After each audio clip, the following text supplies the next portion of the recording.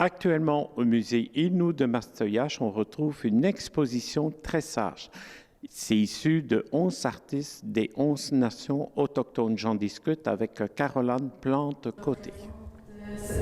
L'artiste est nous, mais Oui, alors ce que vous voyez autour de vous, les vêtements qui ont été créés par les artistes, les 11 artistes des 11 différentes nations, ce sont en fait des créations qui étaient à la base faites par le designer mode québécois Jean-Claude Poitras. Ensuite, Monsieur Jean-Claude Poitras avait un souhait de travailler avec les Premières Nations depuis bien longtemps. Et avec ce projet-là, il a fait renaître des pièces de ses propres créations qui ont été revues par les artistes des Premières Nations et qui les ont adaptées à leur façon, donc en utilisant des techniques soit de perlage, des techniques d'artisanat autochtone ou seulement le vécu là, de l'artiste lui-même. Ici, on est devant l'œuvre de Marjolaine Mackenzie. Est-ce que vous pouvez nous expliquer, elle est Innu, pouvez nous expliquer un peu son œuvre?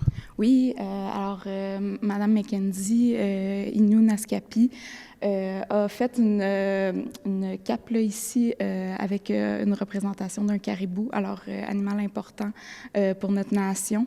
Et on retrouve aussi là, plusieurs motifs là, qui sont populaires, qu'on peut voir, là, même dans notre exposition permanente, qu'on peut voir là, ce genre de motifs-là se répéter là, dans d'autres pièces.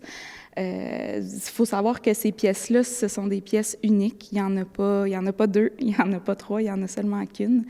Et c'est le cas pour toutes les pièces là, ici dans la pièce.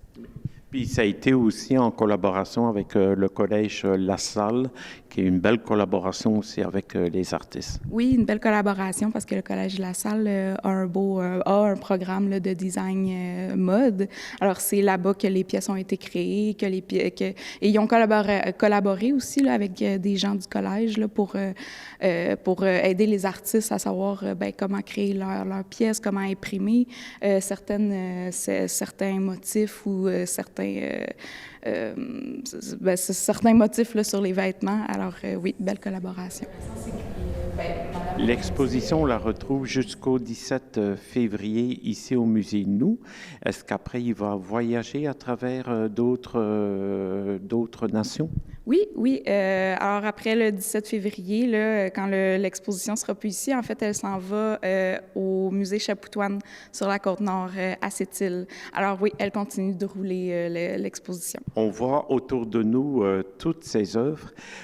C'est vraiment, les couleurs sont vives et tout ça. Pour une exposition, c'est vraiment exceptionnel d'avoir ça ici dans la région. Oui, on est vraiment content de l'avoir reçu, cette exposition-là. Ça fait du bien aux gens. Les gens sont contents de voir ça, de voir ces créations, de voir autant de couleurs aussi, puis d'imagination de la part des artistes là, qui ont travaillé sur ces pièces. Quelles sont les réactions justement des personnes qui viennent visiter cette exposition? Des belles réactions. On a des aînés qui sont passés.